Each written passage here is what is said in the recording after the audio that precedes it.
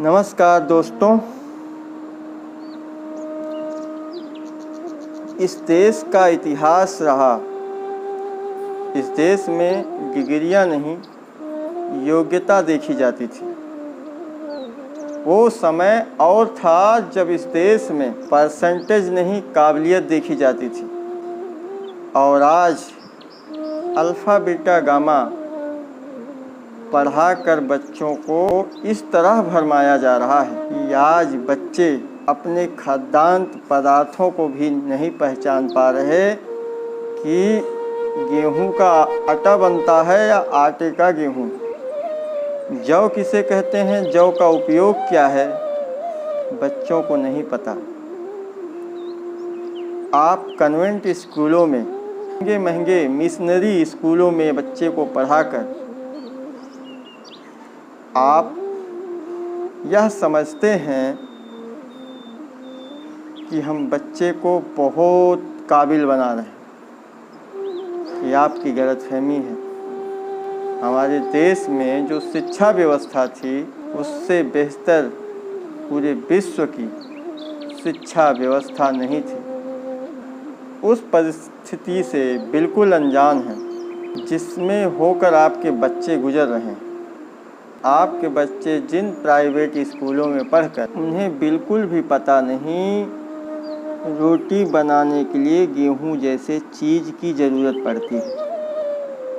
उन्हें आशीर्वाद, पतंजलि जैसे ब्रांड पैकेट वाले आटा तो पता है, लेकिन उन्हें यह नहीं पता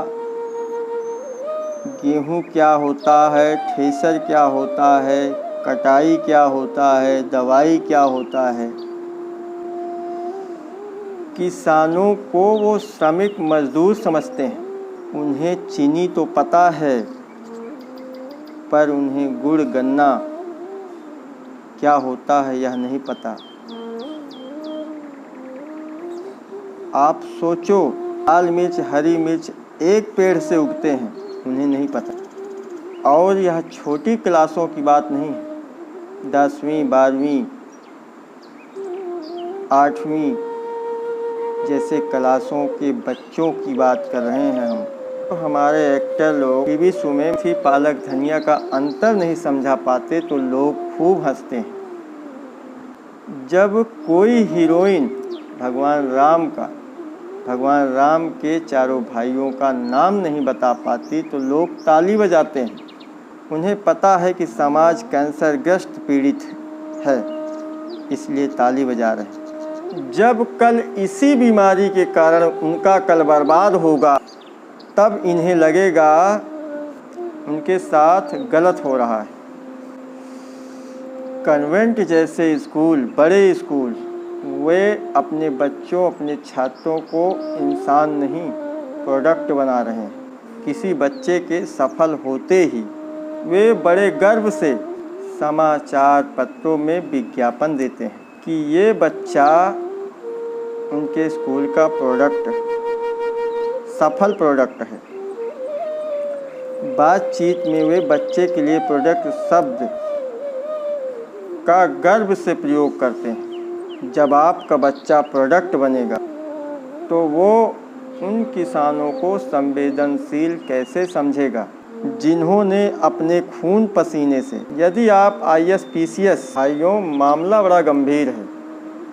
मैं कल देखूं ना देखूं, लेकिन आने वाले भविष्य का आगाज़ मुझे दिख रहा है। आज जिस तरह से अल्फ़ा बीटा गामा पढ़ाया जा रहा है जिसका कोई उपयोग ही नहीं। आज इस देश में योग्यता, हुनर, काबिलियत, संस्कार यह सब नष्ट हो रहे हैं। आपको समझना होगा, आज जिस तरह से डिग्रियां लेकर लोग लाइन में खड़े हैं, हमें नौकर रख लो, हमें नौकरी दे दो, हमें नौकर बना लो। अच्छे जिसे आप कहते हो हाई 98% की मार्कशीट लेकर अच्छे स्कूलों का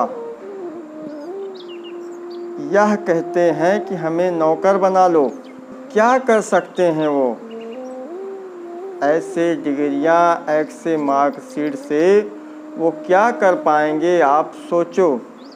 भाई पैसा रुतबा सब कुछ काबिल और काबिलियत के चरणों में रहती है। कुछ उदाहरण आपको मैं देना चाहता हूँ। सुभाष चंद्र बोस जब से होश संभाला तब से ही वह देशभक्त थे और उनके पिताजी यह नहीं चाहते थे समाज के लिए लड़ते थे। वो यह चाहते थे कि मेरा बच्चा पढ़ लिख कर काबिल बन जाए। सुभाष चंद्र बोस अपने पिताजी का बात रखने के लिए आईएएस की डिग्रियां हासिल किया,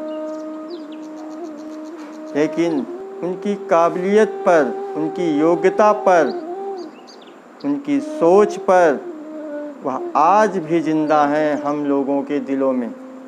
कितने कितने बड़े बड़े पोस्ट पर सीईओ, आईएएस, पीसीएस आए गए मर गए, कितने आएंगे कितने जाएंगे। अपने बच्चों को ऐसे स्कूलों के साथ साथ अपने धर्म, अपने संस्कृत, अपने कृषि से जोड़ कर रखो। इन्हें डिग्रियां नहीं, इन्हें काबिल बनाओ। एक ज़माना था जब रायमंड कंपनी का कपड़ा जो पहनता था वो उसकी रईसों में गिनती होती थी। उसके मालिक ने खूब ऐशो आराम बच्चों के लिए खूब कमाया, बच्चों को खूब पढ़ाया लिखाया, डिग्रियां खरीद ली, लेकिन उसके बच्चे डिग्रियां तो हासिल कर लिया, लेकिन वह योग्यता, वह हुनर कहाँ से लाते। आज रायमंड कंपनी का मालिक सड़कों पर भीख मांग रहा है। मेरी बातों पर यकीन न हो भाइयों तो गूगल कर लेना। मेरे कहने का मतलब सिर्फ इतना है कि पैसा, वहदा, गाड़ी बंगला, ऐशो आराम, यह सब योग्य पुरुष के कदमों में खेलती हैं। अपने बच्चों को बचाओ, अपनी संस्कृति से जुड़ो, अपनी शिक्षा पद्धति को अपनाओ। भाइयों, बहुत ज़्यादा कन्वेंट स्कूलों को महत्व मत ना दीजिए। आपकी संस्कृति पर, आपके बच्चों पर, आपकी योग्यता पर अटैक किया गया है कि आप समझदार हैं।